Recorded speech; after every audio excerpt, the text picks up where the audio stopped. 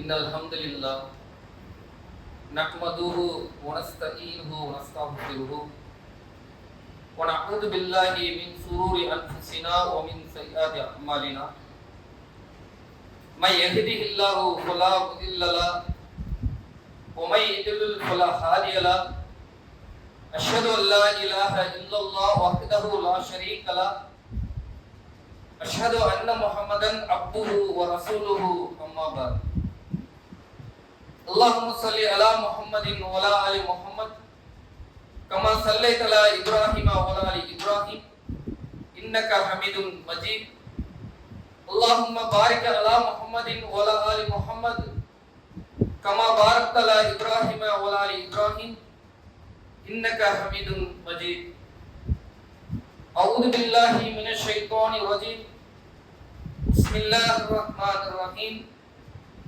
يا أيها الناس اتقوا وربكم الذي خلقكم من نفس واحدة وخلق منها زوجها وبث منهما رجالا كثيرا ونساء واتقوا الله الذي تساءلون به والأرحام إن الله كان عليكم رقيبا يا أيها الذين آمنوا اتقوا الله حق تقاته ولا تموتن إلا وأنتم مسلمون إن أصدق الحديث كتاب الله وأحسن الهدي هدي محمد صلى الله عليه وسلم وشر الأمور محدثاتها وكل محدثات بدعة وكل بدعة ضلالة وكل ضلالة في النار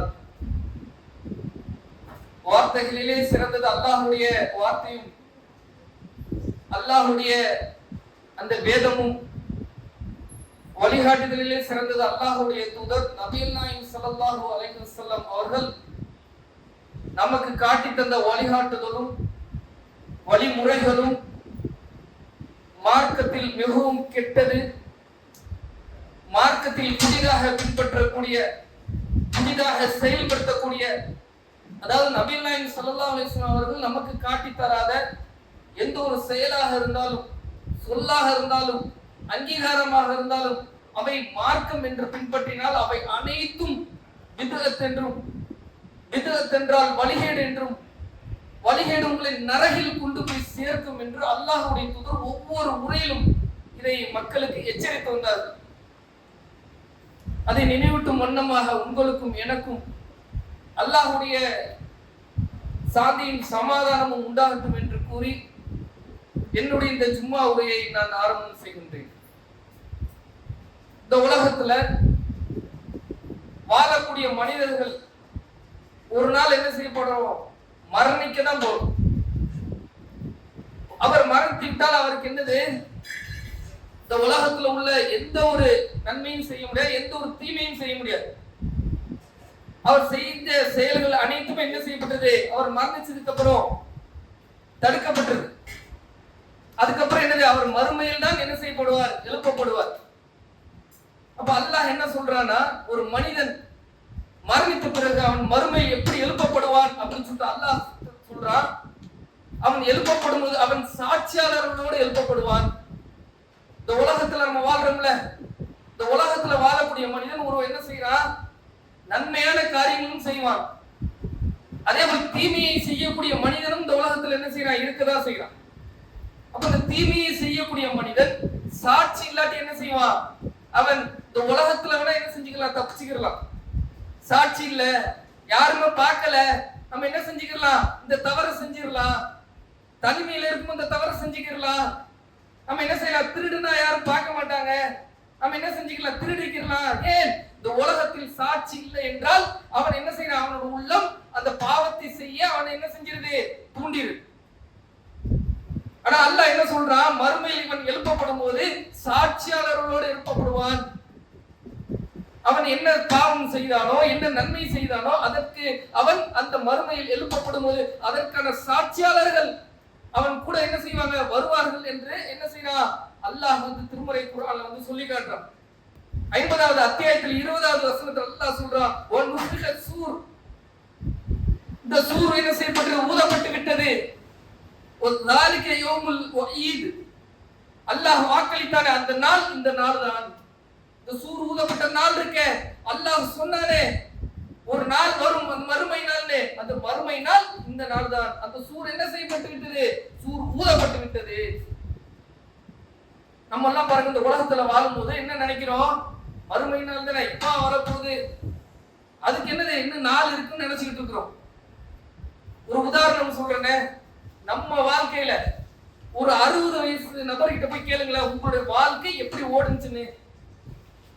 இந்த 60 வயசு அவர் ஓடுனதே தெரிஞ்சிருக்காரு. அந்த 60 வயசு காலமும் இல்லாட்டி ஒரு 40 வயசு இளைஞரை கேளுங்க, உங்களுடைய இந்த காலம் எப்படிங்க ஓடுச்சுன்னு, எப்படி போனுச்சுன்னு தெரியலங்குவாரு. ஏதோ நேத்து தான் விளையாண்டேன், நேத்து தான் காலேஜ் போனேன், நேத்து தான் கல்யாணம் பண்ணேன், நேத்து புள்ள பத்த மாதிரி இருக்கு, ஆனா இன்னைக்கு எனக்கு என்னது பேரம்பத்தியோட நிக்கிறேன், என்னுடைய காலம் எப்படி ஓடிச்சுன்னு தெரியல அப்படின்னு சொல்லிட்டு என்ன செய்வார்? அவர் பதில் சொல்லுவார். அந்த மாதிரி நாம் மறுமை நாள் நம்ம எழுப்பப்படும் போது, ஐயோ இப்பதானே நம்ம இந்த உலகத்துல வாழ்ந்த மாதிரி இருக்கு, ஐயோ இப்பதானே இந்த உலகத்துல நம்ம இருந்த மாதிரி இருக்கு, அதுக்குள்ள மறுமை வந்துருச்சு அப்படின்னு சொல்லிட்டு நம்ம அந்த மனிதன் என்ன செய்வார்? அந்த மறுமை நாளில் சொல்லக்கூடியதை அல்லாஹ் சுட்டி காட்டுறான். இந்த சூர் ஊதப்பட்டு விட்டது, அந்த நாள் அல்லாஹ் அளிக்கப்பட்ட அந்த நாள் இந்த வந்து விட்டது அப்படின்னு சொல்லிட்டு என்ன செய்வான்? அல்லாஹ் வந்து சொல்றோம். அப்போ ஒவ்வொரு மனிதனும் என்ன செய்யப்படுவான்? அவன் எழுப்பப்படும் போது அவனுக்கு ஏற்ற அந்த சாட்சிகளோடு அல்லாஹ் என்ன செய்வான்? அந்த மறுமையில் அவர்களை எழுப்புவான் என்று அல்லாஹ் என்ன செய்யறான்? திருமறை குர்ஆன்ல வந்து சொல்றான். அப்ப அவன் செய்த நன்மையாக இருக்கட்டும் தீமையாக இருக்கட்டும் துல்லியமாக என்ன செய்யப்பட்டு விட்டோம்? மறுமையில் அவனுடைய நன்மை தீமைகள் எல்லாம் பதிவேட்டில் எழுதப்பட்டு விட்டோம். அப்ப முதலாக யார் சாட்சிக்கு வருவார்? அல்லாஹ் தான் என்ன செய்வான்? முதலாக சாட்சிக்கு வருவான். 10வது அத்தியாயத்துல 28 29 வசனத்துல அல்லாஹ் சொல்றான். யூனுஸ்ங்கிற அத்தியாயத்துல அல்லாஹ் வந்து சொல்றான், மறுமை நாள்ல அல்லாஹ் என்ன செய்வானா? எல்லாரும் என்ன செய்வானா? ஒன்று சேர்ப்பான். நல்லவர்களா இருக்கட்டும் தீவிரர்களா இருக்கட்டும் எல்லாரும் என்ன செய்வான்? அல்லாஹ் ஒன்று சேர்ப்பான். ஒன்று சேர்த்த பிறகு என்ன செய்வான்? அல்லாஹ் வந்து பிரிச்சுவான். ஒவ்வொரு ஆளையும் ஒவ்வொரு கூட்டமாக பிரிச்சுவான். அதுல இந்த கடவுளை மறுக்கக்கூடியவர்கள் என்ன செய்வான்? அல்லாஹ் கூப்பிட்டு என்ன செய்வான்? இதோ இருக்கிறாங்க உங்க தெய்வங்கள், தெய்வங்களையும் கூப்பிடுவான். அவர்கள் வணங்கிட்டு இருந்தாங்களே அந்த தெய்வங்களையும் அல்லாஹ் என்ன செய்வான்? கூப்பிட்டு அவர்களையும் கூப்பிட்டு, இதோ அந்த தெய்வங்கள் இருக்கிறாங்க, இவங்கள தானே நீங்க வணங்கிட்டு இருந்தீங்க, நீங்க இவங்கள தானே கடவுள்னு சொல்லிட்டு இருந்தீங்க, இப்ப இவர்கள் உங்களுக்கு சாட்சி அளிக்கிறாங்களான்னு பாப்போம் அப்படின்னு சொல்லிட்டு அல்லாஹ் என்ன செய்வான்? அந்த தெய்வங்கள்கிட்ட இருந்து கேட்க சொல்லுவான். அப்ப அந்த தெய்வங்கள் அந்த சிலைகள் அல்லாஹ் இடத்துல சொல்லுவாங்க, யா அல்லாஹ் இவர்களுக்கும் எனக்கு எந்த சம்பந்தமும் கிடையாது, இவர்கள் இந்த உலகத்துல என்னை வணங்குனாங்கன்னா நான் இவர்கிட்ட என்ன செய்யல, என்னை வணங்குன்னு சொல்லல, இவர்களுக்கும் எனக்கு எந்த ஒரு சம்பந்தமும் இல்ல, இதற்கு நீ சாட்சின்னு சொல்லிட்டு என்ன செய்வாங்களாம்? அல்லாஹ்வை சாட்சிக்கு கூப்பிடுவார்கள். யாரு? இவர்கள் இந்த உலகத்துல இவர்கள் தான் கடவுள், இவர்கள் நமக்கு நன்மையை ஏவக்கூடியவர்கள், இவர்கள் தான் நமக்கு என்னது சொர்க்கத்தை தரக்கூடியவர்கள் சொல்லிட்டு இந்த உலகத்தில் வேற கடவுள்களை வணங்கி கொண்டிருந்தார்களே அவர்களை அல்லாஹ் பேச வைப்பார். என்னது? அந்த கடவுள் சொல்வார்கள், இதற்கும் எங்களுக்கும் எந்த சம்பந்தமும் இல்லை, நாங்கள் இவர்களிடம் சொல்லவே இல்லை, எங்களை வணங்குங்கன்னு சொல்லல அப்படின்னு சொல்லிட்டு என்ன செய்வார்களாம்? அந்த கடவுள்கள் அல்லாஹ் இடத்துல என்ன செய்வார்களாம்? அல்லாஹ்வை சாட்சி, நீ நான் அல்ல சாட்சி, நான் இவர்கள்ட்ட சொல்லவே இல்லை சொல்லிட்டு சொல்லுவார்கள். சரி, இது மாற்று மதத்தவர்களுக்கு சரி. நம்ம இஸ்லாமியர்கள் எடுத்துக்கிறீங்களே, என்ன செய்யறாங்க? தர்காவுக்கு போகக்கூடியதை பார்க்கும். ஒரு மரணிச்சவர்கிட்ட போய் என்ன செய்யறாங்க? அவர் தான் கடவுளை போலவும், அவர்கிட்ட கேட்டா அவர் என்ன செய்யறார்? கடவுளை கேட்டு நம்ம கிட்ட தருவாரு அப்படின்னு சொல்லிட்டு தர்கா மரணிச்சிருக்கிறாங்களே அவங்க கிட்ட போய் கேட்கக்கூடியதை பாக்குறோம், கையேந்தக்கூடியதை பாக்குறோம். அப்ப நாளைக்கு மறுமையில அல்லாஹ் என்ன செய்வான்?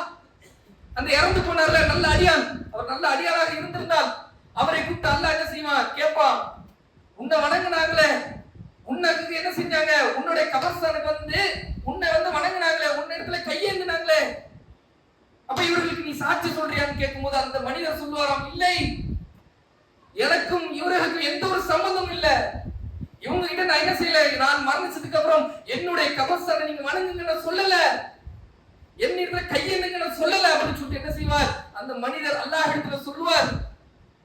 அப்ப இந்த உலகத்துல தர்காக்கள் சிறுக்கு வைக்கக்கூடிய மக்கள் நாளைக்கு மறுமையில என்ன செய்வாங்க? கை சேதமடையக்கூடியவர்களாக இருப்பார்கள். அவருக்கு எதிராக யார் கடவுள் என்று வணங்கி கொண்டிருந்தார்களோ அந்த கடவுளை இவர்களுக்கு எதிராக என்ன செய்வாங்க? அல்லாஹ்வை சாட்சிக்கு அளிப்பாங்க. யா அல்லாஹ் நீ தான் சாட்சி, இவர்களை நான் வணங்க சொல்லல, இவர்கள் நான் என்னிடத்துல கையெழுந்த சொல்லல, இதுக்கு நீயே சாட்சி என்று என்ன செய்வாங்க, அல்லாஹ்வை சாட்சிக்கு என்ன செய்வாங்க, அழைப்பதை அல்லாஹ் திருமறை குர்ஆன்ல 10வது அத்தியாயத்தில் 28 29வது வசனத்துல வந்து சொல்றான். அது மட்டும் இல்லாம புகாரில 1741வது ஹதீஸாக பதிவு செய்யப்பட்டிருக்கு.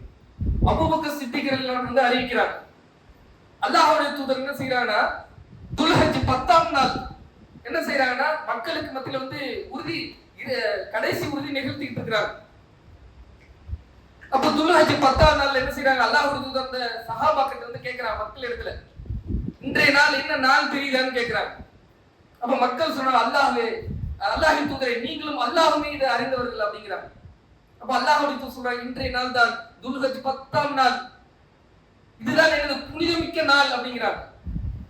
அடுத்து அல்லாஹ்வுடைய தூதர் கேட்கிறாங்க, இது என்ன மாதம் தெரியுதான்னு கேட்கிறாங்க.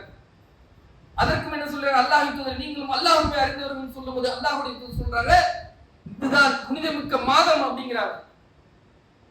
அடுத்து அல்லாஹ்வுடைய தூதர் என்ன செய்யறாங்க, எப்படி இந்த புனிதமிக்க நாள் புனிதமானதோ, எப்படி இந்த மாதம் புனிதமானதோ, அதே மாதிரி மக்களுடைய உங்களுடைய உயிர் புனிதமானது, உங்களுடைய உடைமை புனிதமானது அப்படின்னு சொல்லிட்டு என்ன செய்யறாங்க, அல்லாஹ்வுடைய தூதர் அந்த மக்களிடத்துல கேட்கிறாங்க, அல்லாஹ்வுடைய இறை செய்தியை நான் உங்களுக்கு முழுமைப்படுத்திட்டேனா, அல்லாஹ் எனக்கு சொன்ன இறை செய்தியை நான் என்ன செஞ்சிட்டேன், உங்களுக்கு நான் சொல்லிட்டேனான்னு கேட்கிறாங்க. அப்ப அந்த மக்கள் சொல்றாங்க, அல்லாஹ்வின் தூதரே நீங்கள் எல்லாத்தையுமே எங்களுக்கு சொல்லிட்டீங்கிறாங்க. அப்ப அல்லாஹ்வுடைய தூதர் சொல்றாங்க, அல்லாஹ் இதுக்கு நீ தான் சாட்சி. என்னது, மக்கள் ஒத்துக்கிட்டாங்க, நான் என்னது எல்லாத்தையும் நீ சொன்ன அனைத்து செய்தியும், அனைத்து இறை செய்தியும், எது நன்மை எது தீமை என்பதை அனைத்தையும் நான் என்ன செஞ்சிட்டேன், மக்களுக்கு சொல்லிட்டேன், இதற்கு நீ தான் சாட்சி என்று என்ன செய்யறாங்க, அல்லாஹ்வுடைய தூதர் அல்லாஹ்வை சாட்சிக்கு அழைக்கிறாங்க. ஏன் மறுமையில் இந்த மனிதர்கள் என்ன செஞ்சிடக்கூடாது, அல்லாஹ்வுடைய தூதர் எதுவும் காட்டி தரக்குள்ளன்னு சொல்லிடக்கூடாது. இன்னும் சொல்ல போனா அல்லாஹ்வுடைய தூதர் நாளைக்கு மறுமையில அடுத்த நபர் யாராக சாட்சியாக வருவாங்கன்னு பாத்தீங்கன்னா அல்லாஹ்வுடைய தூதர் சாட்சியாக வருவாங்க.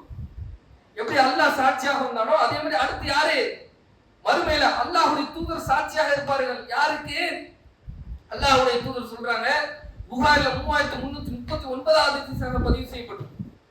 அபூ சயீத் அல்-குத்ரி ரலியல்லாஹு அன்ஹு வந்து அறிவிக்கிறாங்க, அல்லாஹ் மறுமையில என்ன செய்வானா, நூஹ் அலைஹிஸ்ஸலாம் அவங்களுடைய சமுதாயத்தை, நூஹ் அலைஹிஸ்ஸலாம் அவங்களையும் அவங்களுடைய சமுதாயத்தையும் அல்லாஹ் வந்து அழைப்பான்.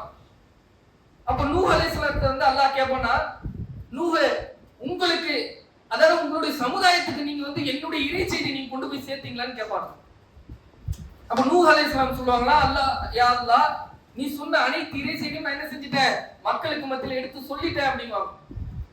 அப்ப அல்லாஹ் என்ன செய்வானா, அந்த சமுதாயத்துக்கிட்ட வந்து கேட்பானா, நூஹோட சமுதாயத்துக்கிட்ட, மக்களே நூஹ் உங்கள்கிட்ட எல்லாத்தையும் சொன்னாரா, நான் இந்த மாதிரி ஒரு தூதரை அனுப்புனேன், இறை செய்தி அனுப்புனேன், இறை செய்தி அனைத்தையும் உங்களிடத்தில் கொண்டு வந்து சேர்த்தாரான்னு கேட்கும்போது அந்த மக்கள் இல்லை அப்படின்றாங்க. இல்ல எங்களுக்கு இப்படி அப்படி தூதர் வரல, நூஹ் அலைஹிஸ்ஸலாம்ங்கிற தூதர் இல்ல, எங்களுக்கு எந்த ஒரு நன்மையோ தீமையோ யாரும் காட்டி தரல அப்படின்னு சொல்லிடுவாங்க. அப்ப அல்லாஹ் என்ன சொல்றானா, நூஹ் அலைஹிஸ்ஸலாம் கிட்ட வந்து கேட்பானா, உங்களுக்கு யாரையாச்சும் நீங்க சாட்சியா கொண்டு வரீங்களா, நீங்க சொன்னது சொல்றீங்களே மக்களுக்கு இடத்துல, உங்களுக்கு என்னுடைய இறை செய்தி நீங்க சொன்னது சொல்றீங்களே, அப்போ நீங்க இந்த மாதிரி யாரையாச்சும் சாட்சிக்கு கொண்டு வரீங்களான்னு கேட்கும்போது நூஹ் அலைஹிஸ்ஸலாம் சொல்லுவாங்களா, நான் இறுதி தூதர் முகமது நபி அவர்களை நான் என்ன செய்யறேன், சாட்சிக்கு கூப்பிடுறேன், அவங்களுடைய சமுதாயத்தை நான் என்ன செய்யறேன், சாட்சிக்கு கூப்பிடுறேன், இவர்கள் தான் என்னுடைய சாட்சி அப்படின்னு சொல்லிட்டு என்ன செய்வாங்க, நூஹ் அலைஹிஸ்ஸலாம் சொல்வதாக புகாரில 3339வது ஹதீஸாக பதிவு செய்யப்பட்டிருக்கு. என்ன செய்வாங்க, அல்லாஹ்வுடைய தூதர் நூஹ் அலைஹிஸ்ஸலாமுக்கு அந்த சமுதாயத்துக்கு சாட்சியாக போவாங்க. அடுத்து என்னது, புகாரில 1343வது ஹதீஸாக பதிவு செய்யப்பட்டிருக்கு. அல்லாஹ்வுடைய தூதர் வந்து பாத்தீங்கன்னா உஹது போர்ல கொல்லப்பட்ட சில நபர்களுக்கு என்ன செய்வாங்க, அல்லாஹ்வுடைய தூதர் மறுமை நாள்ல வந்து என்ன செய்வாங்க, சாட்சியாக இருப்பாங்க. உஹது போர்ல கொல்லப்பட்ட 2 நபர்கள் என்ன செய்யறாங்க, அல்லாஹ்வுடைய தூதர் வந்து ஒரே கஃன் இட்டு என்ன செய்யறாங்க, கபர்ல வைக்கும்போது கேட்கறாங்க, இதுல யார் அதிகமாக குர்ஆன் ஓதப்பட்டவங்கன்னு கேட்கும்போது இன்னார் தான் சொல்லப்படுது. அல்லாஹ்வுடைய தூதர் சொல்றாங்க, இவருக்கு நான் மறுமையில் என்ன செய்வேன், சாட்சியாக வந்து நிற்பேன் அப்படிங்கிறாங்க. அல்லாஹ்வுடைய தூதர் சாட்சியாக வந்து இருப்பாங்க. அதே மாதிரி அல்லாஹ்வுடைய தூதர் சொல்றாங்க, கௌசர் தடாகத்துல எல்லாருக்கும் மறுமையில் என்ன செய்வாங்க, அல்லாஹ்வுடைய தூதர் தண்ணி என்ன செய்வாங்க எடுத்து கொடுத்துட்டு இருப்பாங்க. அப்போ ஒரு கூட்டம் என்ன செய்யப்படுது, தடுக்கப்படும். ஒரு கூட்டம் அந்த கௌசர் தடாகத்துக்கு தடுக்கப்பட்டு நிப்பாட்டி வைக்கப்பட்டிருப்பாங்க. அப்ப அல்லாஹ்வுடைய தூதர் வந்து என்ன செய்வாங்க, பார்த்துட்டு இவர்கள் என்னுடைய சமுதாயத்தினர் தான், அவங்களை அனுப்புங்க அப்படிங்குவாங்க. அப்ப அந்த மாணவர்கள் என்ன செய்வாங்களா, அல்லாஹ்வின் தூதரே இவர்களை நாங்க அனுப்ப முடியாது, ஏன்னா நீங்க உயிரோட இருக்கும்போது இவர்கள் நீங்க சொன்னதன்படி செஞ்சாங்க, எது நீங்க காட்டி தந்த அனைத்தையும் என்னது அப்படியே செஞ்சாங்க. நீங்க மரணிச்சதுக்கு அப்புறம் உங்களுடைய மார்க்கத்தில் புதிதாக என்ன செஞ்சிட்டாங்க, மார்க்கம் என்ற பெயர் புதிதாக என்ன செஞ்சிட்டாங்க, மார்க்கத்தை பிளவுபடுத்திட்டாங்க, மார்க்கத்துல புதுசு புதுசா கொண்டு வந்துட்டாங்க அப்படி சொல்லிட்டு சொல்லும் போது அப்ப அல்லாஹ் சொல்லுவாங்க இவர்கள் என்னை சார்ந்தவர்கள் இல்லைன்னு சொல்லிடுவாங்க. அந்த இடத்துல எப்படி சாட்சி சொல்றாங்க, இவர்கள் என்னை சார்ந்தவர்கள் இல்ல, ஏன் நான் இவர்கள் இப்படி சொல்லி தரவும் இல்ல, மார்க்கத்துல எது நான் சொன்னனோ அதன்படி நடக்கணும்னு நான் சொன்னேன், அதுல எதையும் கூட்டிடாதீங்க எதையும் குறைச்சிடாதீங்கன்னு சொல்லிட்டு நான் என்ன செஞ்சேன், இவர்களுக்கு சொல்லிட்டு அல்லாஹ்வையும் சாட்சியாக நான் கொண்டு வந்தேன் அப்படின்னு சொல்லிட்டு என்ன செஞ்சாங்க, அல்லாஹ்வுடைய தூதர் அந்த இடத்துல இவர்களுக்கு சாட்சியாக இருக்க மாட்டார்கள் அப்படின்னு சொல்லிட்டு என்ன செய்யறாங்க, அல்லாஹ்வுடைய தூதர் வந்து சொல்றாங்க. அடுத்து யார் சாட்சிக்கு வருவா, மலக்குமார்கள் சாட்சிக்கு வருவாங்க. மலக்குமார்களும் அவர்கள் எழுதிய அந்த இது பதிவேடுகளும் என்னது சாட்சியாக வரும். நம்ம நினைக்கிறோம்ல நம்ம செய்யக்கூடிய காரியங்களை யாரு கண்காணிக்கிறா, அல்லாஹ் மட்டும் தான் கண்காணிக்கிறான்னு நினைக்கிறோம். ஆனா நம்ம செய்யக்கூடிய செயல்களை யார் யார் நம்ம கண்காணிக்கிறா, அல்லாஹ் கண்காணிக்கிறோம். இரண்டாவது யாரு, வலது பக்கக்கூடிய வானவர் கண்காணிக்கிறார். நாம் செய்யக்கூடிய அனைத்து செயலையும் நாம் என்னென்னலாம் நன்மை செய்கிறோமோ அனைத்து நன்மைகளும் எழுதக்கூடிய வலது பக்கக்கூடிய வானவர் நம்மளை கண்காணிக்கிறார். நீங்க நன்மையான காரியத்தை நினைக்கிறீங்களா, பதிவுக்கு எழுதுவாரு. அதே மாதிரி இடதுபுறம் இருக்கக்கூடிய மாணவர் மூன்றாவது நபர், முதல்ல யாரு அல்லாஹ், இரண்டாவது வலது பக்கம் உள்ள மாணவர், மூன்றாவது யாரு இடது பக்கக்கூடிய மாணவர் நம்மளை கண்காணிக்கிறார். நாம் செய்யக்கூடிய பாவத்தை எழுதக்கூடியவராக இருக்கிறார். அல்லாஹ் எதை கட்டளையிட்டானோ அதன்படி நடக்கக்கூடிய மாணவராக இருக்கிறார். அடுத்து யார் கண்காணிக்கிறா, முக்கியமான ஆள் நம்மளை கண்காணிக்கிறான். யாரு, சைத்தான். இவன் நல்லது செஞ்சிட போறான், ஐயோ இவன் நல்லதெல்லாம் நினைக்கிறான் அப்படி சொல்லி நம்மளை வழிகெடுக்கக்கூடியதுக்காக என்ன செய்யறான், அவன் நம்மளை கண்காணிச்சுக்கிட்டே இருக்கான். அல்லாஹ்வுடைய தூதர் சொல்றாங்க இந்த ஷைத்தான் இருக்கனே நம்மளோட ரத்த நாணங்களை ஓடிக்கொண்டிருக்கிறான்னு சொல்றான். இப்ப எந்த அளவுக்கு அவன் நம்மளை கண்காணிக்கிறான் பாருங்க. நம்ம என்ன செஞ்சிடக்கூடாது, நன்மையை செய்திட கூடாதுங்கிற ஒரு இதுல அவன் என்ன செய்யறான், அவன் வந்து ரொம்ப உறுதியாக இருக்கு. அப்போ நம்மளை கண்காணிக்கக்கூடியவர்கள மாணவர்கள் ஒருவராக இருக்காங்க. அவங்க என்ன செய்வாங்க, மறுமையில் வந்து சாட்சி சொல்லக்கூடியவர்களா இருப்பாங்க. உதாரணத்துக்கு ஜும்மா இருக்கு, நம்ம எல்லாருக்குமே என்ன தெரியும், ஜும்மால மெம்பர் படியில ஏறதுக்கு முன்னாடியே என்னது நாம் ஜும்மாக்கு வந்துடணும், இல்லாட்டி அந்த ஜும்மாவுடைய நன்மை கிடைக்காது நம்மளுக்கு தெரியும். ஏன், ஏன்னா ஜும்மாக்கு வரும்போது ஜும்மாவுடைய அந்த பள்ளி வாசல்ல என்ன செய்யறாங்கன்னா இரண்டு வானவர்கள் இருப்பாங்க. அவர்கள் யார் முதல்ல வந்தாருன்னு சொல்லிட்டு என்ன செய்வாங்க, அந்த பதிவேட்டில் எழுதுவாங்க. முதல்ல வரக்கூடியவருக்கு என்னது, ஒட்டக குர்பானி கொடுக்கக்கூடிய நன்மை, இரண்டாவது வரக்கூடிய என்ன நன்மை, ஆடு குர்பானி கொடுக்கக்கூடிய நன்மை, இப்படி ஒவ்வொருவருக்கும் ஒவ்வொரு நன்மையை என்ன செய்வாங்க எழுதப்பட்டுட்டே இருக்கும். அப்போ என்ன செய்யறாரு, இமாம் மிம்பர் படியில ஏறும்போது அங்க வெளியே நின்று இருக்கக்கூடிய அந்த மாணவர்கள் என்ன செய்வாங்கன்னா தன்னுடைய ஏட்டை சுட்டு உள்ள வந்துருவாங்க. அப்ப ஏட்டை சுட்டு உள்ள வந்துட்டாங்கன்னா பின்னாடி வரக்கூடிய மக்களுடைய நன்மை என்ன செய்யப்படாது, எழுதப்படாது. அப்படி என்ன அர்த்தம், அவர்களுக்கு ஜும்மாவுடைய நன்மை அந்த பதிவேட்டில் எழுதப்படாது அப்படின்னு சொல்லிட்டு என்ன செய்யறாங்க, அல்லாஹ்வுடைய தூதர் சொல்றாங்க. அதாவது அவர்கள் தன்னுடைய அந்த நன்மையை எழுதக்கூடிய அந்த ஏட்டை சுருட்டி கொண்டு உள்ளே அவர்களும் என்ன செய்வாங்க, அந்த உரையை கேட்க உள்ள வந்து உட்கார்ந்துருவாங்க அப்படின்னு சொல்லிட்டு என்ன செய்யறாங்க, அல்லாஹ்வுடைய தூதர் சொல்றாங்க. அப்ப இங்க அந்த மாணவர் இருப்பாங்க, என்னது மிம்பர் படியில அந்த இமாம் ஏறணும்னே அவங்க என்ன செஞ்சிருவாங்க, உள்ள வந்துருவாங்க. அப்ப இவங்க என்ன செய்வாங்க, சாட்சியா வந்து அந்த ஏடை காட்டுவாங்க, இந்த நபர் முன்னாடி வந்தாரு, இந்த நபர் என்னது இமாம் உரை நிகழ்த்துக்கு முன்னாடியே வந்துட்டாரு அப்படின்னு சொல்லிட்டு மறுமையில் இவர்கள் சாட்சி சொல்லுவாங்க. அப்ப நம்ம தெரிஞ்சும் நம்ம ஏன் இப்படி இருக்கிறோம், ஏன்னா நம்ம உள்ளத்துல என்னது ஆழமாக நம்ம என்ன செய்யல, மறுமையில உறுதி கொள்ளல. அதான் நம்ம உண்மையாவே மறுமை இருக்குது அப்படி உறுதி கொண்டு இருந்தோம்னா, நம்ம உண்மையிலே ஜும்மாவுடைய நன்மை கிடைக்கும் தெரிஞ்சிருந்தா நம்ம என்ன செய்வோம், இமாம் மெம்பர் படி ஏறதுக்கு முன்னாடியே வந்து என்ன செஞ்சிருவோம், நின்றுவோம். அந்த மலக்குமார் அந்த ஏட்டுல நம்மளுடைய நன்மை நம்மளுடைய பேர் எழுதப்பட வேண்டும் அப்படின்னு நம்ம நினைச்சிருந்தா நம்ம என்ன செஞ்சிருவோம், ஜும்மாக்கு முன்னாடியே வந்து அமர்ந்திருப்போம். அப்ப அதுல என்னது, நம்ம உறுதித்தன்மை இல்ல, அருமை தானே இப்ப வரப்போகுது. நான் சொன்னல நம்மளோட வாழ்க்கையோட இது ஓட்டம் எப்படி இருக்கும்னு, அதே மாதிரிதான் நாளைக்கு மறுமை வந்துரும். அப்ப நினைப்போம், ஐயோ நம்மளோட வாழ்க்கை ஓடிடுச்சு, நன்மைகள் செஞ்சிருக்கலாமே, சொர்க்கத்தை நோக்கி ஓடி இருக்கலாமே அப்படின்னு அந்த நேரத்தில் நம்ம புலம்புவோம் என்று அல்லாஹ் நம்மளுக்கு என்ன செய்யறான், பெரும் நிறைய படிப்பனையில நம்ம கொடுத்தாங்க. ஆனாலும் நம்ம மனிதன் என்னது, மனிதன் உள்ளம் என்னது, அத சர்வ சாதாரணமாக கடந்து போகக்கூடிய உள்ளமாக தான் இருக்கு. அதே மாதிரி அல்லாஹுடைய சபை ஒண்ணு இருக்கும். அல்லாஹ் வந்து என்ன செய்வாங்க, பேசிக்கிட்டு இருப்பாங்க. அப்ப என்னது, இந்த சபை அல்லாஹ்வுடைய சபை எங்கெங்கெல்லாம் பேசப்படுதோ, எங்கெங்கெல்லாம் நிகழ்த்தப்படுதோ, அங்க அதுக்குன்னு ஒரு மாணவர்கள் என்ன செய்யப்படுவாங்க, அனுப்பப்படுவாங்க. அந்த மாணவர்கள் என்ன செய்வாங்க, அந்த சபையில வந்து உட்கார்ந்துட்டு அவங்க என்னென்னலாம் பேசிக்கிறாங்கிறத கேட்டுட்டு என்ன செய்வாங்க, அந்த சபை கலைந்தது பிறகு நேரா அல்லாஹ் கிட்ட போயிடுவாங்க. போயிட்டு என்ன செய்வாங்க, அல்லாஹ் இப்போ நான் ஒரு சபையில இருந்து வந்தேன், அந்த சபையில உன்னை பத்தி தான் என்ன செஞ்சுக்கிட்டு இருந்தாங்க, பேசிக்கிட்டு இருந்தாங்க. உன்னை பத்தி தான் என்னது, அவர்கள் உன்னுடைய நினைவு கூர்ந்துட்டு இருந்தாங்க அப்படின்னு சொல்லும்போது அல்லாஹ் கேட்பானா, அப்படியா, அப்படி என்ன பேசிக்கிட்டாங்கன்னு கேட்கும்போது அந்த மாணவர்கள் சொல்லுவாங்க, அவர்கள் உன்னுடைய திருப்திக்காக ஒன்று சேர்ந்தாங்க, உன்னுடைய பாவ மன்னிப்பு வேணுங்கிறதுக்காக ஒன்று சேர்ந்தாங்க, உன்னுடைய சொர்க்கம் வேண்டும் என்பதற்காக அவர்கள் ஒன்று சேர்ந்தாங்கன்னு சொல்லும்போது அல்லாஹ் என்ன செய்வான், அவ்வாறே நான் செய்கிறேன்னு சொல்லுவான். எதுக்காக, அல்லாஹ்வுக்காக ஒன்று கூடுறாங்களே, அல்லாஹ்வுக்காக ஒன்று சேர்ந்து பேசுறாங்களே, இவர்களுக்காக வானவர்கள் இறக்கப்பட்டு அந்த வானவர்கள் சாட்சி சொல்வார்கள், என்னது, இவர்கள் உன்னுடைய திருப்திக்காகவே ஒன்று சேர்ந்தார்கள், உன்னுடைய திருப்திக்காக இவர்கள் என்ன செஞ்சாங்க, அவங்களை அந்த கூட்டத்தை கூட்டினார்கள் சொல்லிட்டு அல்லாஹ் இடத்துல அவர்கள் சாட்சி சொல்வார்கள் என்று என்னது அல்லாஹ்வுடைய தூதர் சொல்றாங்க. அடுத்து யாரு சாட்சி சொல்லுவாங்க, தங்களுக்கு தாங்களே அந்த மனிதனுக்கு, அந்த மனிதனை என்ன செய்வானா, மறுமையில் சாட்சி சொல்லுவாங்க. எப்படி, அல்லாஹ் திருமறை குர்ஆன்ல சொல்றான், 17வது அத்தியாயத்துல 13-14 வசனத்துல சொல்றான், பனி இஸ்ராயேல்ங்கிற சூறால சொல்றான். என்ன சொல்றான், அவர்களுக்கு என்ன செய்யப்படும், ஏடுகள் கொடுக்கப்படும், அவர்கள் செய்த நன்மைகள், அவர்கள் செய்த தீமைகள் எல்லாம் என்ன செய்யப்படும், அந்த ஏடுகள்ல என்ன செய்யப்பட்டிருக்கும், பதிவு செய்யப்பட்டிருக்கும். மறுமையில வந்ததுக்கு அப்புறம் என்னது, அவனுக்கு அந்த ஏடுகள் கொடுக்கப்பட்டிருக்கும். தபா உங்களுடைய ஏடு, இக்ரல் கிதாபக, இந்த புத்தகத்தை நீ படி, கஃபா பி நஃப்ஸிகல் யௌமி அலைக ஹஸீபா, இந்த புத்தகமே உனக்கு போதுமானது. என்னது, நீ செஞ்ச தப்பு இருக்குல, இது எல்லாமே என்ன செய்யப்பட்டிருக்கு, பதிவு செய்யப்பட்டிருக்கு.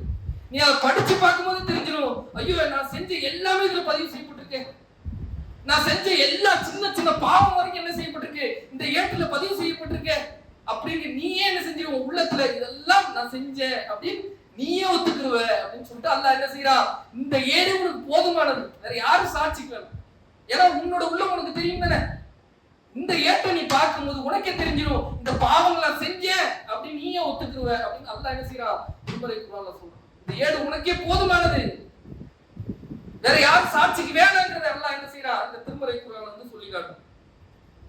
இன்னும் சொல்ல போனா, நரகவாசிகள் நரகத்துக்கு தள்ளப்படும் போது அங்க உள்ள காவலர்கள் கேட்பாங்க, மா சலக்குக்கும் சக்கர், உங்களை இந்த நரகத்துல தள்ளியது எது, இந்த உலகத்துல அல்லாஹ் வந்து தூதர்னு ஒருவர் அனுப்பினா எது நன்மை, எது தீமை, எது ஹலால், எது ஹராம், எப்படி வாழ வேண்டும் என்று அல்லாஹ்வுடைய தூதர் உங்களுக்கு காட்டி தரலையா அப்படின்னு கேட்கப்படும் போது அந்த மனிதர்கள் சொல்லுவார்களாம், அந்த நரகவாசிகள் சொல்லுவார்களாம், என்னது, இந்த உலகத்துல அல்லாஹ் எங்களுக்கு தூதரை அனுப்பினான், எது நல்லது எது கெட்டது என்று எங்களுக்கு சொல்லப்பட்டது, ஆனால் நாங்க என்ன செஞ்சிட்டோம், தொழாதவர்களோடு இருந்துட்டோம், தர்மம் செய்யாம இருந்துட்டோம், வீணான காரியங்களில் நாங்கள் என்ன செஞ்சிட்டோம், ஈடுபட்டு கொண்டிருந்தோம்.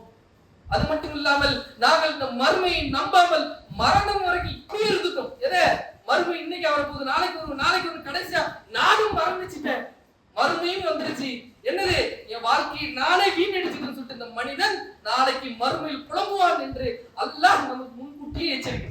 இதைதான் நீ சொல்லுவ, நாளைக்கு உன்னை நரகத்துல போடுறதுக்கு நீ என்ன சொல்லுவ, எனக்கு தூதர் அனுப்பப்பட்டுருச்சு, ஆனா நான் என்ன செய்யல, நான் வந்து வீணானவர்களோட சேர்ந்துட்டு நீ சொல்லுவ அப்படின்னு நீயே சொல்லுன்னு சொல்லிட்டு அல்லாஹ் என்ன செய்யறான், திருமறை குர்ஆன்ல நம்மளுக்கு வந்து எச்சரிக்கிறான். அதனால நம்மளுடைய பொறுப்புகளை பத்தி அல்லாஹ் எடுத்து நாளைக்கு விசாரிக்கப்படும். ஒரு தலைவரா இருக்கிறாரா, அவருடைய அந்த தலைமைத்துவத்தை பத்தி விசாரிக்கப்படும். தன்னுடைய கணவன் மனைவி வந்து பொறுப்பு, அப்ப மனைவி இடத்துல எப்படி நடந்துகிட்டாங்கிறது விசாரிக்கப்படும். அதே மாதிரி மனைவி தன் கணவனிடத்துல எப்படி நடந்துகிட்டாங்க அப்படிங்கிறது விசாரிக்கப்படும். இப்படி ஒவ்வொரு பொறுப்புகளும் அல்லாஹ்விடத்திலே அவருக்கு என்ன செய்யப்படும், விசாரிக்கப்படும், சாட்சிகளாக ஆக்கப்படும். அதுதான் அல்லாஹ்வுடைய தூதர் சொல்றாங்க, அடுத்து யாரு நமக்கு சாட்சியாக வந்து நிற்பாங்கடா, நம்முடைய உடலும் உறுப்புகளும் சாட்சியாக வந்து நிற்குமா. 41வது அத்தியாயத்துல 19வது அத்தியாயத்தில் 22வது அத்தியாயம் வரைக்கும் என்ன செய்யறாங்க, அல்லாஹ் வந்து திருமறை குர்ஆன் வந்து சொல்லி காட்டும். என்ன, அவர்களுக்கு எதிராக நம்ம என்ன செய்வோம், அவருடைய செவிகளை பேச வைப்போம், அவருடைய பார்வையை நம்ம என்ன செய்வோம் பேச வைப்போம், அவருடைய தோள்களை நம்ம என்ன செய்வோம் பேச வைப்போம் அப்படின்னு சொல்லி என்ன செய்யறா அல்லாஹ் வந்து திருமறை குர்ஆன்ல சொல்றான். அது 36வது அத்தியாயம் 65வது வசனத்தை சொல்றான், உங்கள் கைகளின் கால்களையும் நாம் பேச வைப்போம்ங்கிறான். இந்த உலகத்துல நம்ம என்ன செய்யறோம், யாரும் இல்லாட்டியா ஏதோ பாவம் செஞ்சிடறோமே, நம்ம வந்து நம்மளுடைய உடல் உறுப்பு இருக்குல்ல, நாளைக்கு நம்ம செய்யக்கூடிய பாவத்தை நாளைக்கு என்ன செய்யும், நம்மளுக்கு எதிராக பதில் சொல்லும். அப்ப அந்த மனிதன் சொல்லுவானா, எனக்கு எதிராக நீங்க பதில் சொல்றீங்களே அப்படின்னு சொல்லும் போது, அப்போ அந்த உடல் உறுப்புகள் சொல்லுமா, உங்களை எப்படி அல்லாஹ் பேச வைத்தானோ, இப்ப நம்ம பேசுறவங்களை எப்படி பேசுறோம், அல்லாஹ் நம்மளை பேச வச்சிருக்கிறான்ல, அதே மாதிரிதான் நம்முடைய கையை அல்லாஹ் பேச வச்சிருவான், நம்முடைய நாவை பேச வச்சிருவான், நம்முடைய கண்ணை பேச வச்சிருவான், நம்முடைய காலை பேச வச்சிருவான். நாளைக்கு மறுமையில் அல்லாஹ் நம்முடைய உடல் உறுப்புகளை பேச வச்சிருவான். நம்மளுக்கு எதிராக அவர்கள் என்ன செய்வாங்க, சாட்சி சொல்லுவாங்க, யா அல்லாஹ் இவன் என்ன செஞ்சான், இந்த பாவத்தை செஞ்சான், யா அல்லாஹ் இவன் இந்த நன்மைகளை செஞ்சான், தான தர்மங்கள் பண்ணா, நன்மையை ஏவுனா, தீமையை தடுத்தான் அப்படிங்கிறத என்ன செய்யும், நம்முடைய உடல் உறுப்புகள் நமக்கு சாட்சி சொல்லும். இதே பாவியாக இருந்தால் நமக்கு எதிராக சாட்சி சொல்லும். என்னது, யா அல்லாஹ் இவன் இன்னென்ன பாவங்கள் செஞ்சான், இன்னென்ன தீமையை செஞ்சான், நன்மையை ஏவவே இல்லை, தீமையை தடுக்கவே இல்லை அப்படின்னு சொல்லிட்டு என்ன செய்யப்படும், நமக்கு எதிராக நம்முடைய உடல் உறுப்புகள் என்ன செய்யணும், சாட்சி சொல்லும் என்று அல்லாஹ்வுடைய தூதர் நமக்கு வந்து என்ன செய்யறாங்க, காட்டி தராங்க. அடுத்து அல்லாஹ்வுடைய தூதர் யார சொல்றாங்க, ஜின்கள் என்ன செய்யும், சாட்சி சொல்லுங்கிறார். ஜின்கள் எப்படி, அல்லாஹ்வுடைய தூதர் சொல்றாங்க, ஒருவர் என்ன செய்யறாரு, பாலைவனத்துல என்ன செய்யற, ஆடு மேய்க்கக்கூடியவரா இருக்கிற. அப்போ இந்த ஹதீஸ் அப்துல்லா பின் அப்துல் ரஹ்மான் அவங்க அறிவிக்கிறாங்க, அதாவது அபு சயீத் அல் குத்ரி எனக்கு சொன்னதாக சொல்றாங்க. என்ன சொல்றாங்கன்னா, பாலைவனத்துல நீங்கள் ஆடு மேய்க்கக்கூடியவரா இருக்கீங்க, அங்க போனீங்கன்னா சப்தமாக என்ன செய்யுங்க, பாங்கு சொல்லிக்கிறீங்க, ஏன்னா உங்களுடைய சப்தத்தை கேட்டு ஜின்களும் இல்ல மனிதர்களும் இல்ல மற்ற எதுவாக இருந்தாலும் அது உங்களுக்கு சாட்சி சொல்லும் அப்படின்னு சொல்லி என்ன செய்யறாங்க, அல்லாஹ்வுடைய தூதர் வந்து சொல்றாங்க. அப்ப ஜின்கள் என்னது, நமக்கு சாட்சி சொல்லக்கூடியதா இருக்கு. அடுத்து என்ன, உயிரற்ற பொருட்கள் நமக்கு சாட்சி சொல்லக்கூடியதாக வரும். என்னது, குர்ஆன் நமக்கு சாட்சி சொல்லக்கூடியதாக வரும். குர்ஆன் வந்துரும்ல, நம்ம ஓதக்கூடிய குர்ஆன் அல்லாஹ் இடத்துல வாதாடுமா, யா அல்லாஹ் இவன் எனக்கு ஓதுனா, ஃபஜ்ர்ல ஓதுனா, இவன் என்னோட தொடர்போட இருந்தா, இவனுக்கு நீ என்ன செய்ய, ஒரு பாவத்தை மன்னிச்சு இவனுக்கு சொர்க்கத்தை கொடு அப்படின்னு சொல்லிட்டு அல்லாஹ் இடத்துல வாதாடக்கூடியதாக இருக்கும். எது, இந்த குர்ஆன் வாதாடக்கூடியதாக இருக்கும். நம்முடைய செல்வம் நாளைக்கு சாட்சியாக வந்து நிற்கும். நாம் செய்யக்கூடிய செலவுகள், நாம் அந்த செல்வத்தை எப்படி செலவு செஞ்சோம், தர்மம் பண்ணோமா இல்ல வீணான காரியத்தில் அந்த செல்வத்தை செலவு செய்தோமா என்று அல்லாஹ் இடத்தில் நாளைக்கு என்ன செய்யப்படும், அந்த செல்வங்கள் விசாரிக்கப்படும்.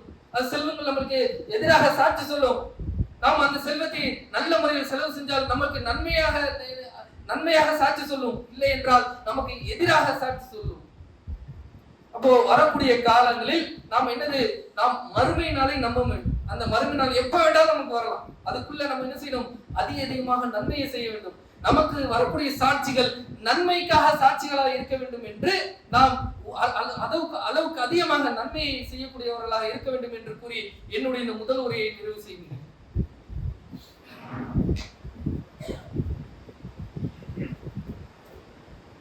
அல்ஹம்துலில்லாஹ், இவ்வுலகை படைத்து பராமரிக்கக்கூடிய அல்லாஹ் ஒருவனுக்கு போல அனைத்தும் என்று கூறி என்னுடைய இந்த இரண்டாம் உரையை நான் ஆரம்பம் செய்கிறேன். இந்த உலகத்துல வாழக்கூடிய மனிதர்கள், கொடுங்கோல் ஆட்சியாளர்கள் என்ன நினைக்கிறாங்க, மறுமை நாம் ஒண்ணு இல்ல, நம்ம தான் இந்த உலகத்தை ஆள்றோம்னு சொல்லிட்டு அப்பாவி மக்களை கொன்று குவிக்கிறத நம்ம என்ன செய்யறோம் பார்க்கணும். எவ்வளவு வீடியோக்களை பார்த்திருப்போம். பாலஸ்தீன மக்கள் என்ன செய்யறாங்க, ஒவ்வொரு இடமா துரத்தப்பட்டு அதுக்கப்புறம் என்னது, சேஃப் ஜோன் அப்படின்னு சொல்லிட்டு ரஃபாங்கிற இடத்துல தங்க வைக்கப்பட்டாங்க. ஆனா இவன் என்ன செய்யறான், அந்த சேஃப் ஜோனை என்ன செய்யறான், அவன் வந்து குண்டு போட்டு அந்த மக்களை நோவினைப்படுத்துறது பார்க்கணும். ஒரு தந்தை என்ன செய்யறாரு, தன்னோட குழந்தையோட உடலை இப்படி தூக்கி காட்டாரு, தலையே வெறும் அந்த உடலை மட்டும் தூக்கி காமிச்சு என்ன செய்யறாரு, மீடியாக்களை பார்த்து சொல்றாரு, என்ன செய்யறீங்க, எங்களுக்கு உதவ மாட்டீங்களா, எங்களுக்கு உதவிக்கு யாரும் வரமாட்டார்களா அப்படின்னு. அப்ப எந்த அளவுக்கு பாருங்க, மறுமை இல்ல அப்படிங்கிற என்ன யூதர்கள் என்ன செய்யறாங்க, அவர்கள் அந்த மக்களை கொலை செய்யறத நம்ம பார்க்கணும். நாளைக்கு நம்ம இந்த மக்களுக்காக நீ என்ன செஞ்ச அப்படின்னு அல்லாஹ் நம்மகிட்ட கேட்டா நம்ம என்ன செய்வோம், அப்ப நம்ம அவருக்காக நம்ம பிரார்த்தனை செஞ்ச அல்லாஹ் அப்படின்னு நம்ம சொல்லலாம். அப்போ அளவுக்கு அதிகமா என்ன செய்யுங்க, அவங்களுக்காக பிரார்த்தனை செய்யுங்க. அல்லாஹ் இடத்துல என்ன செய்யுங்க, அவங்களுக்கு நம்ம பிரார்த்தனை செய்ய முடியும், வேற என்ன செய்ய முடியும். நம்ம போய் நின்று நம்ம கிட்ட அந்த சக்தியோ அந்த இது எதுவுமே ஏற்பாடுகளோ இல்லை. அப்ப நம்மளால முடிஞ்சது என்ன? நாம் அவர்களுக்காக என்ன செய்யலாம்? பிரார்த்தனை செய்யலாம். அப்ப அவங்க அந்த இருக்கக்கூடிய இந்த பாலஸ்தீன மக்களுக்கு அளவுக்கு அதிகமாக பிரார்த்தனை செய்யுங்க. நம்முடைய வாழ்க்கைக்காகவும் நம்மளுடைய சாட்சிகள் நாளைக்கு நமக்கு எதிராக இருந்துடக்கூடாது, அதுக்காகவும் என்ன செய்யுங்க? அதிகமா பிரார்த்தனை செய்யுங்க. அல்லாஹ் தஆலா வாழக்கூடிய நாம் அனைவரின் உலகிலும் மறுமையிலும் வெற்றியை தந்து அருள் புரிவானாக. அல்லாஹ் தஆலா நாம் அனைவருக்கும் ஜன்னத்துல் ஃபிர்தௌஸ் அப்படின்னு சொல்லக்கூடிய உயர்ந்த சொர்க்கத்தை நாம் அனைவருக்கும் தந்து அருள் புரிவானாக.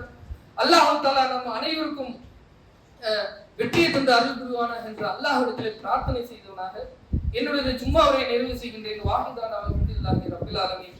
அஸ்ஸலாமு அலைக்கும் வரஹ்மத்துல்லாஹி வபரகாத்துஹு.